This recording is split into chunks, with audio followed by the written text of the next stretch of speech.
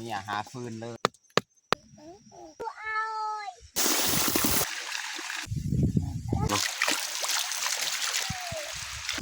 สีหลอก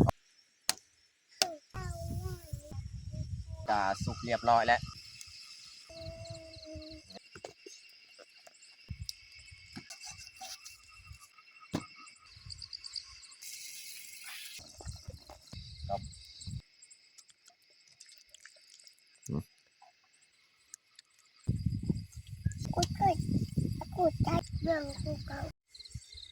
แสงเดือนยามกลางคืนแสงยังไงพี่น้องเห็นว่ามีแสงครับเวลานอนเนี่ยเราต้องระมัดระวังนะพี่น้องเนาะอย่าลืมกดไลค์กดแชร์และกดติดตามเด้อพี่น้อง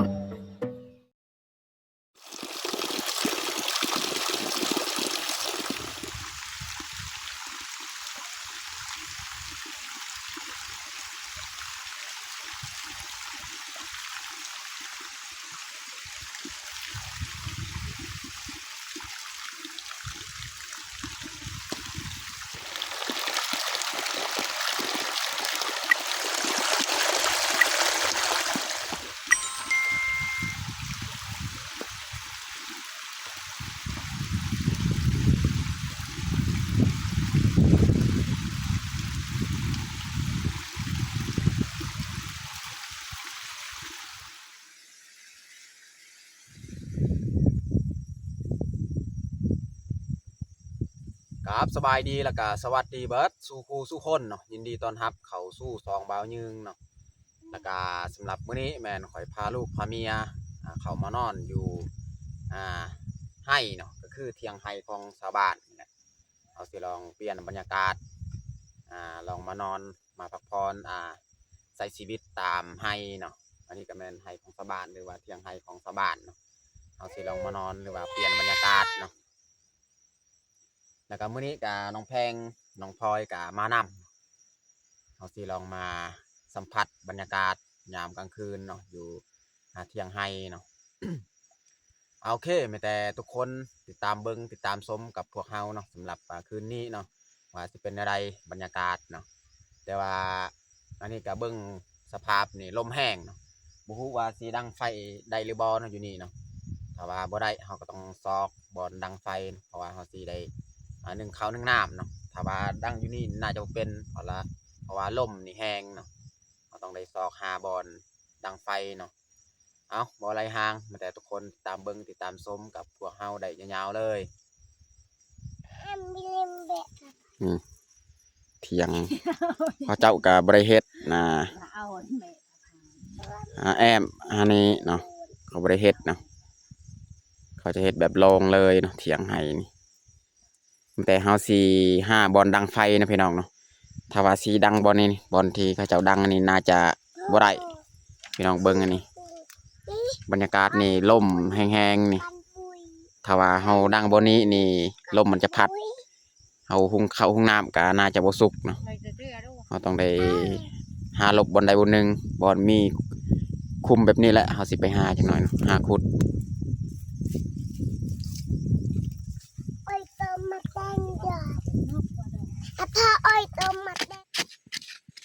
นี่เขาจะขุดบอลเฮาสิดังไฟเพราะว่าอยู่บนเที่ยงฮั่นมันดังบ่ได้ลมแหง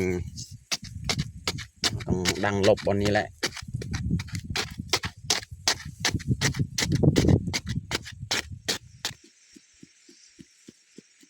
บนนี้แหละพี่น้องเนาะเขาจะขุดบอลเขาสิดังไฟเนาะเขาสิดังอยู่ฮั่นก็บ่เป็นเขาสิขุดอยู่นี่เลยเนาะนี่หาฟืนเลยเนาะ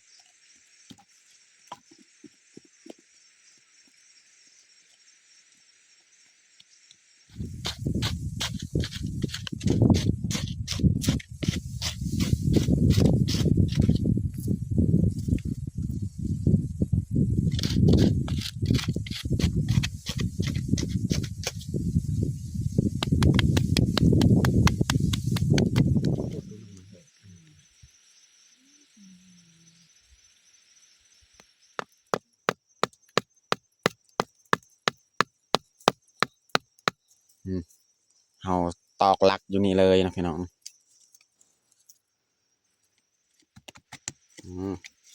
นี่ใส่ไม้เลยแบบนี้นะพี่น้องเนาะ ก็ประกาศไปไม่ได้ของกันทักไปนี่เขาจะก่อเลยฟืนไฟของเขา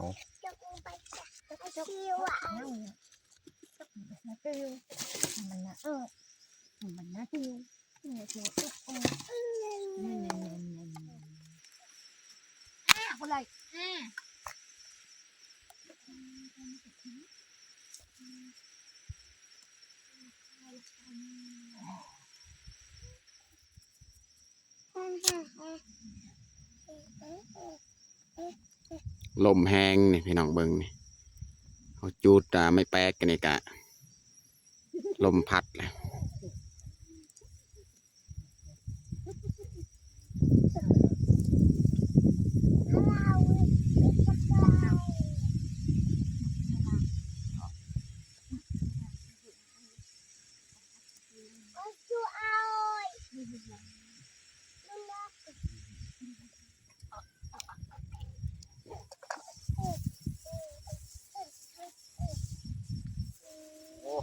ลมวันนี้มาแห้งพี่น้องวันนี้ไฟของเฮากะลุกแล้ววันนี้เขาสีเตรียมปรุงข้าวพี่น้องเนาะน้ำห้วยกะใกล้ๆนี่ทางนี้แหละแต่เขาสิไปล้างข้าวของเฮาแล้วก็มาปรุงเลยเนาะเพราะว่าอยู่นี่มีน้ำห้วยใกล้ๆเนาะ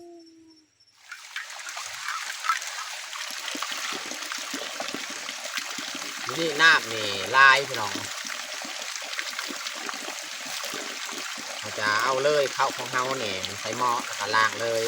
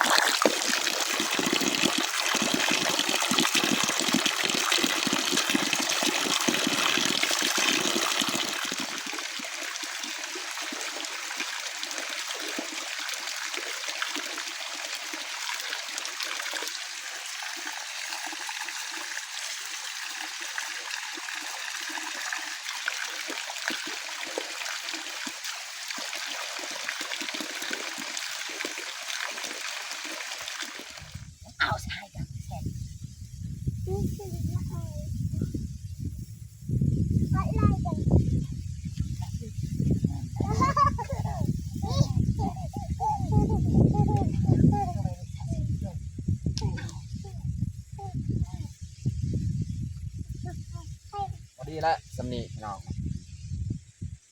ใส่เลยบัด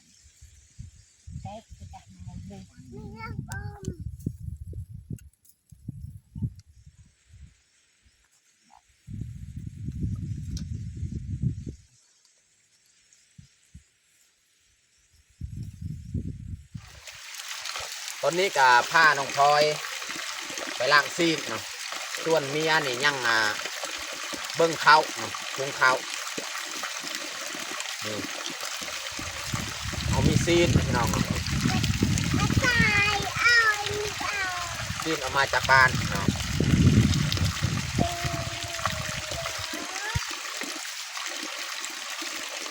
นี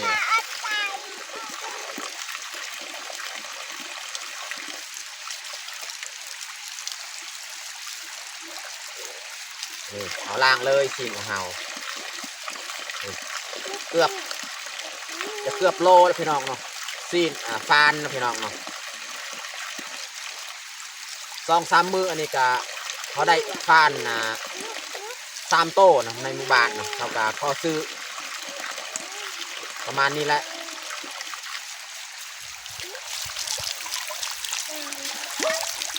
นี่พี่น้องซีนฟานซีนใหม่ๆสดๆเลยพี่น้องเนาะ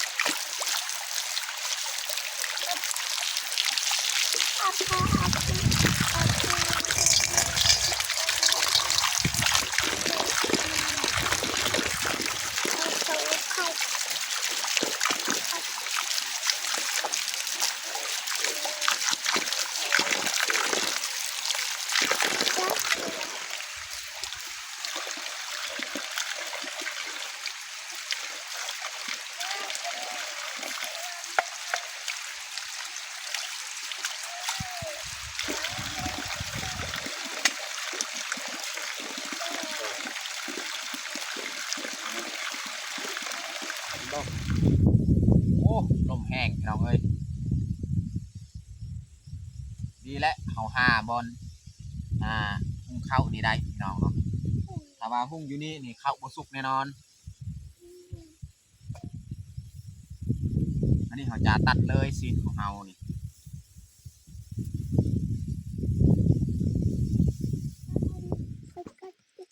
กระดูกนี่แม่นเฮาสิต้มเลยเนาะเอาแต่เนื้อนี่มาย่างมาปิ้งเนาะ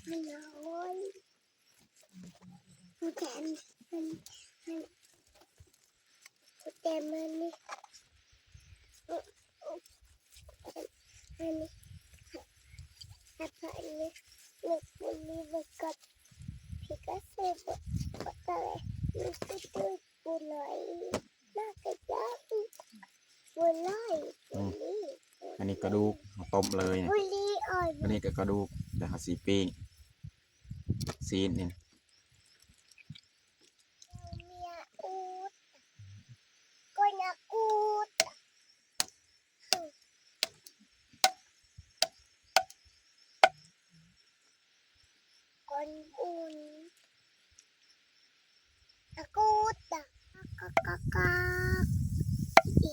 ตัวนี้นี่เขา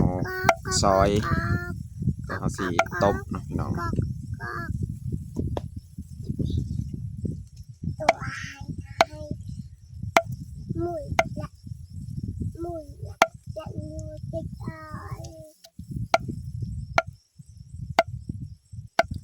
สีหลอกออกอีกซีนนี่ปิ้งนางส่วนนางอีกสิปิ้งเนื้อส่วนเนื้ออีกจังหน่อยเนาะ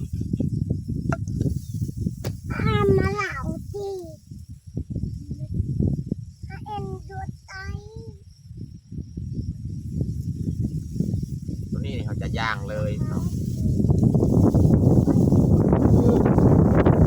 แข็งขนาด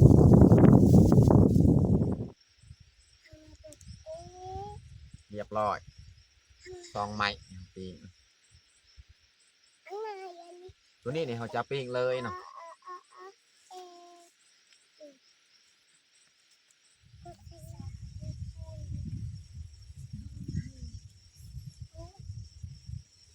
บรรยากาศก็เริ่มมืดลงแล้วพี่น้อง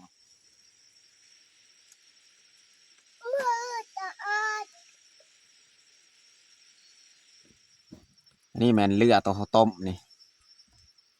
ไม่ได้เขาสีซอยไว้เลยเครื่องหอมโอ้เสียงคันขาคองพี่น้องเอ้ย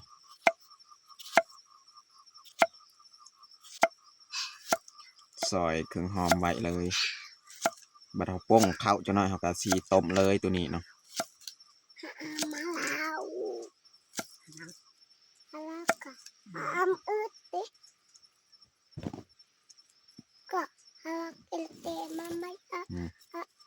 เขาสีไข่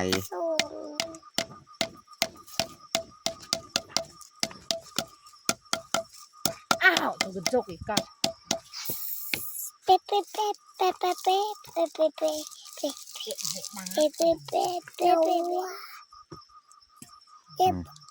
ใส่คิงอีกพี่น้องเนาะซอยเลยคิง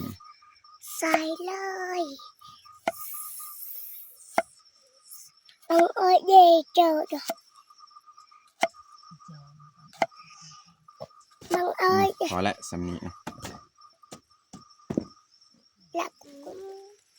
ซอยไว้เลยผักกาดนี่ผักกาดอันนี้ก็ได้น้อยนึงบลายพี่น้อง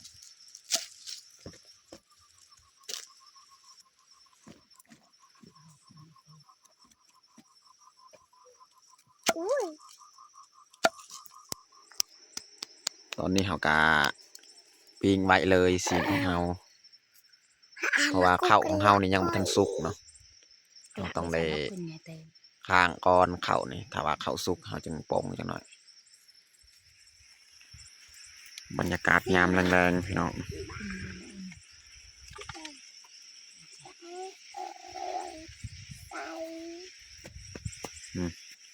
ปิ้งไว้เลยสีของเฮาบรรยากาศนี่เย็นพี่น้องแต่ว่าลมพัดเนาะแรงมื้อนี้ลมพัดพี่น้องนี่พี่น้องข ข้าวของเฮากะใกล้สิสุกแล้วพี่น้อง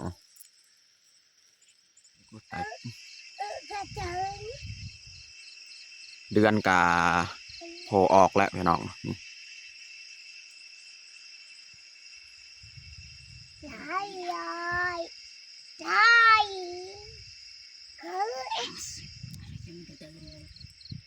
บรรยากาศกะมืดลงแล้วน้องพลอยนี่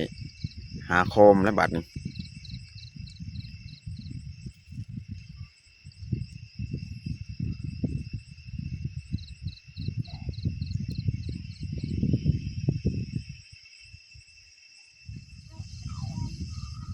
ตอนนี้กะสุกเรียบร้อยแล้วข้าวของเฮานี่จะปรุงเลย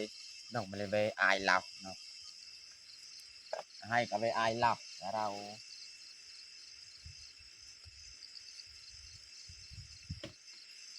เลยหาทีปิ้งซีนอีก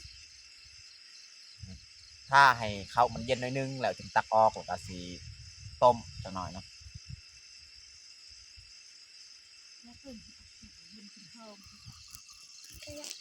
นี่พี่น้องซีนของเรา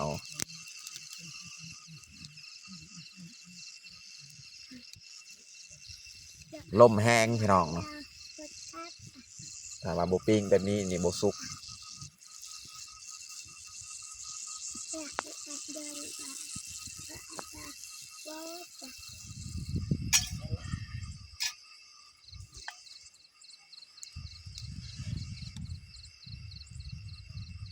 วันนี้เขาสีไต่ไฟเลยพี่น้องเนาะเขาสีตักเข้าเนาะก็จะมาต้มซีนของเราหรือว่าต้มแกง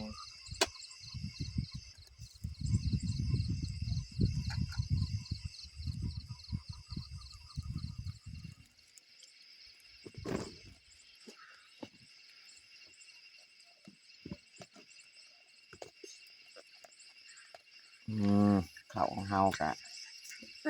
ลายเติบแล้วพี่น้อง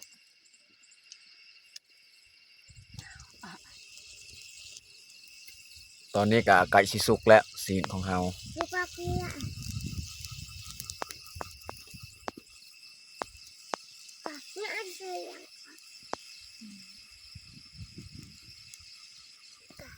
ปรุงออกซีนของเรา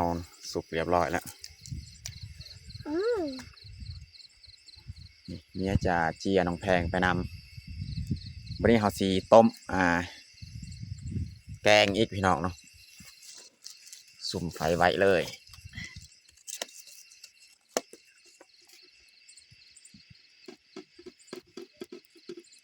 นี่เขาจะค้างหม้อสีต้มแกง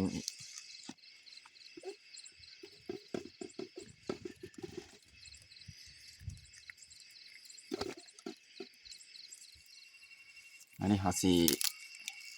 เอามาซอยเลยอู้แข็งพี่น้อง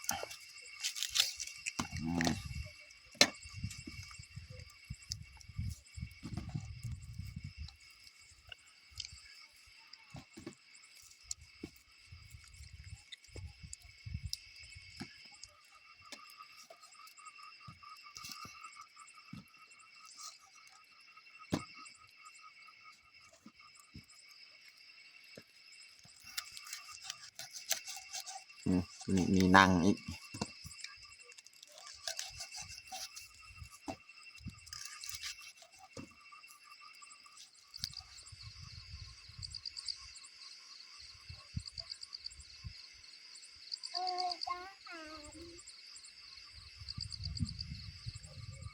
เรียบร้อยพี่น้องนะซอยปิ้งซีนฝานของเรา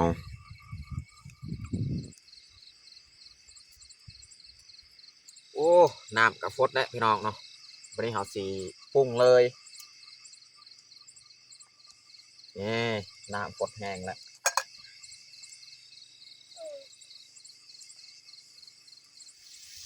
ใส่หัวสีไข่ใส่ขิงใส่หอมแดง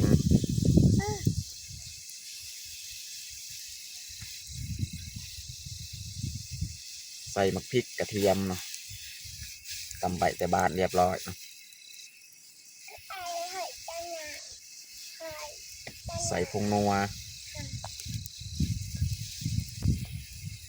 ใส่เกลือต่อมาเนี่ยเราจะเอากระดูกของเราเลยหรือว่ามีซีนปนนำเนี่ย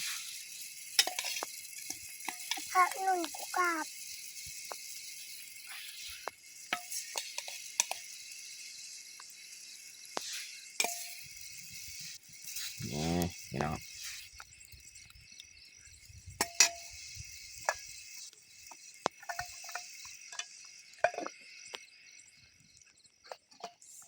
นี่พี่น้องซีนของเรา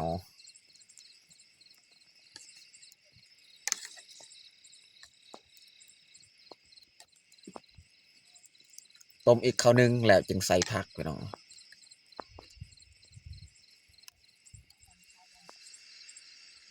ยิ้มมานี่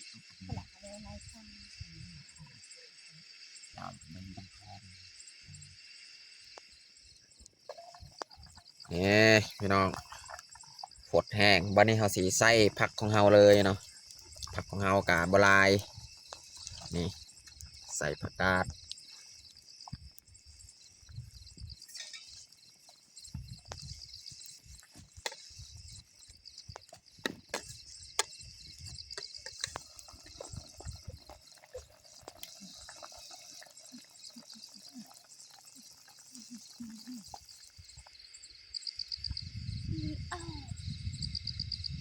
บัดนี้เราจับปงเลยใช่ครับเอาบัตรประจำครับทำไมจ่าตั้งเป้าเอา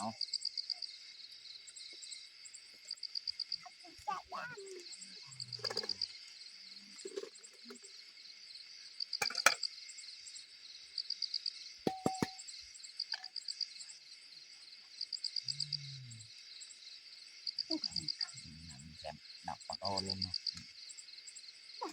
ดูเนาะ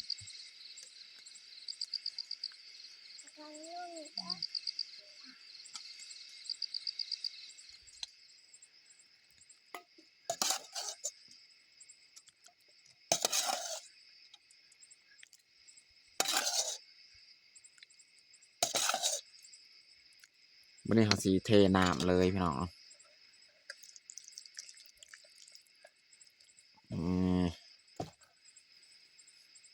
ต้มของเขา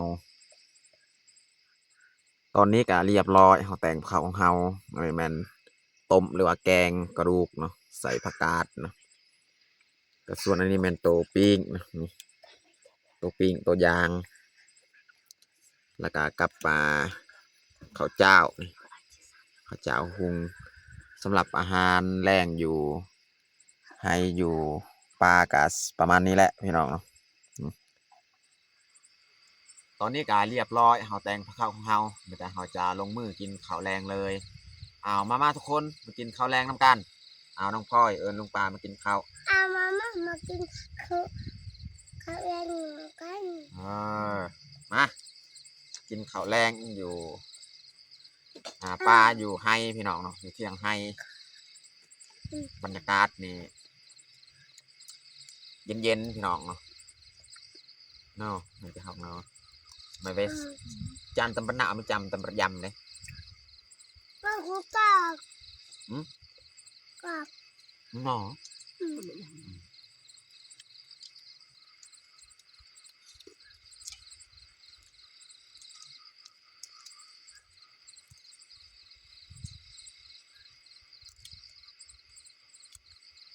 น้องแพงนี่เมียอุ้มเลยเมียกันแต่ไปนั่งเบิ้งน้องแพงอยู่นี่นะแต่ว่าน้องแพงตื่นนี่เฮ็ดเวียกยังกับบ่ได้ดีแล้วน้องแพงนอนนี่เราก็ได้เฮ็ดเวียก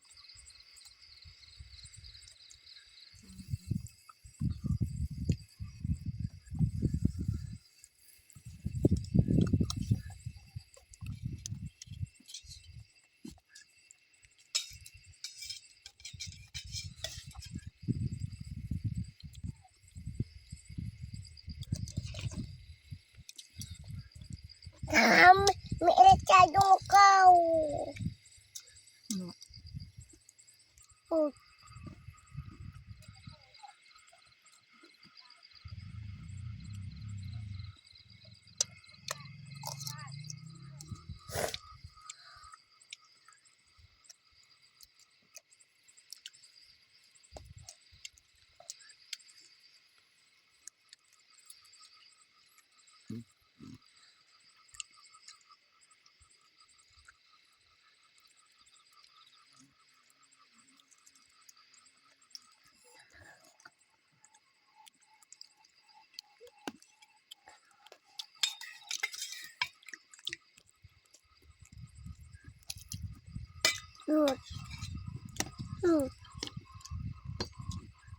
atau os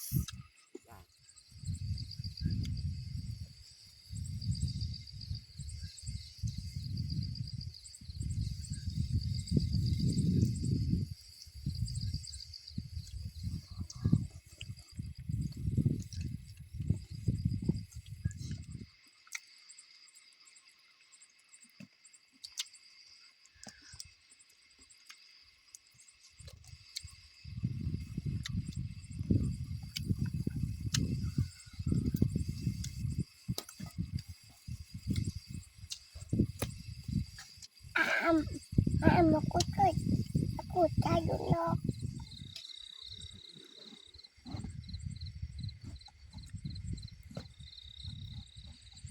บรรยากาศยามกลางคืนพี่น้องนี่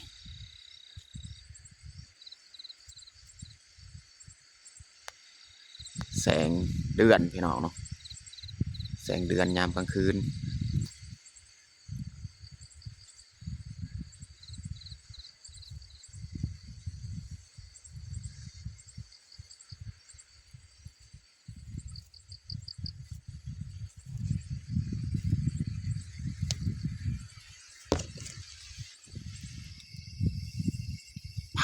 พี่น้องเอ้ยแสงนี่ยังไงพี่น้องเห็นว่ามีแสงครับโอ้ฮะคือได้ยินมีเสียงเนาะฮะหรือว่าคนบ่โอ้ยพี่น้องเอ้ยโอ้ยพี่น้องพี่น้องเห็นบ่ ว้าวดำกระใส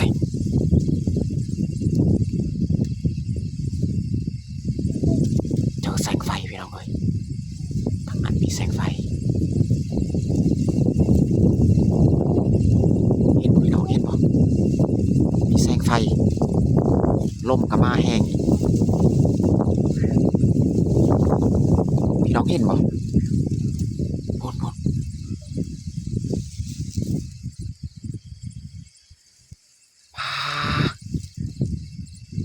เจอแสงไฟตอนนี้เฮากะสิเกี่ยมเฮ็ดบ่นอนบ่นอยู่พี่น้องเนาะขอเลาะเยืองเบิ่งพ่อว่ายังไห้นี่เพราะว่าน้องพลอยก็ว่าอยากนอนแล้วตอนนี้ก็เวลา8 โมงยังพี่น้องเนาะ8 โมงยังนี่ถ้าว่าอยู่บ้านนี่เฮายังบ่ทันนอนเนาะแต่ว่าอยู่ให้อยู่ป่าแบบนี้นี่เฮาอยากนอนไว้ไปเฮากลางเลยมุงเนาะมาพลอย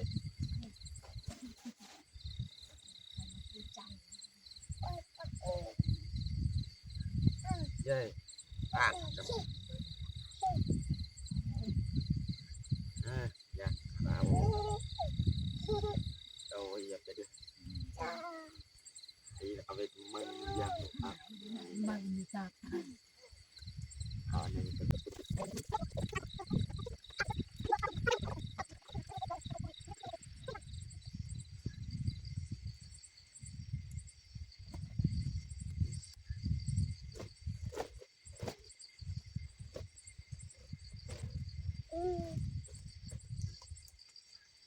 นอนลูกพลอย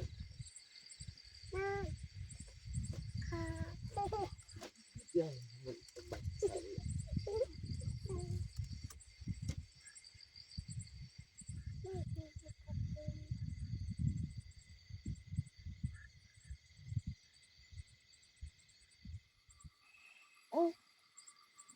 ตอนนี้เฮากะสิเตรียมนอนเลย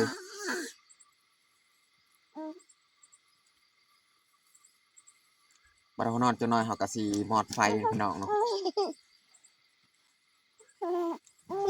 อ้าวมันเป็นจุ่มเด้อแต่ว่าเวลานอนนี่เฮาต้องระมัดระวังนะพี่น้องเนาะเพราะว่าบางทีเฮากะเห็นแสงไฟพี่น้องเนาะเพราะว่ามีแสงไฟที่เฮาเห็นนั่นเนาะนอนน้องพลอยนอนวันนี้เฮาสิมอดเลยเนาะไฟของเฮา